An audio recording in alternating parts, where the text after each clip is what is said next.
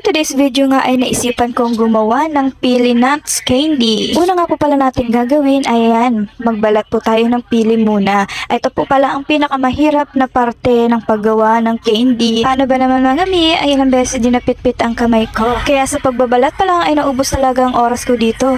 Halos umabot ako ng 2 araw sa pagbabalat ng mga pili na to. Kaya ayun, imbis na pambenta to ay naisipan ko na lang kainin to para sulit naman yung mga ipit sa daliri ko. So ayun, after 2 days ay natapos na rin ako sa pagbabalat. Ito nga po pala ang alawa kong ginawa. Pinakuluan ko po muna yung pili at para mabilis siyang balatan. After ko nga pong palambutin at ito na nga po ay binalatan ko na po. At ito na nga, nagpapainit na ako ng kawa at maglalagay na tayo ng mantika. Nung mainit na nga yung kawa ay ilinagay ko na yung pili.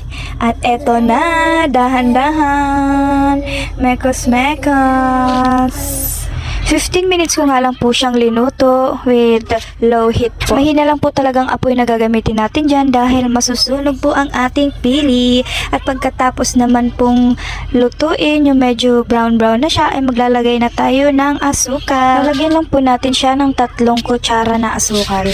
Baka po magtaka kayo na maraming mantika ang ginamit ko. Opo, kailangan po yan talaga para yung pili natin ay maging crispy po pagka maluto siya. Ang ginamit ko nga rin po palang pan dito ay non-stick pan po kasi na-try ko na rin po magluto sa hindi non-stick pan ay dumikit po yung asukal sa kawa na dapat ay sa pili didikit. Tuloy-tuloy nga lang tayo sa pagmekos-mekos mga insan dahil baka masunog po ang ating pili o di kaya ang asukal. At ayan na nga mga mi, tunaw na ang ating asukal at tuloy-tuloy lang din sa pagmekos-mekos para lahat ng asukal ay mapunta sa pili. Aantayin lang din ulit natin to maging golden brown at yung mga asukal ay mapunta na sa pili. Isa ng sign yun na pwede na siyang hanguin. Ito na mga mi, luto na to dahil golden brown na at yung mga asukal ay dumikit na siya sa pili.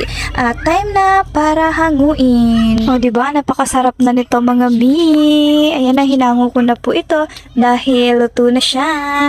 Crispy-licious, yummy-licious, pili nuts candy.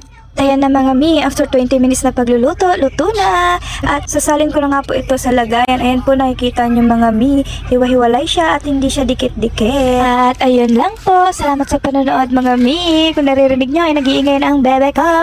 Tapos na! Thank you!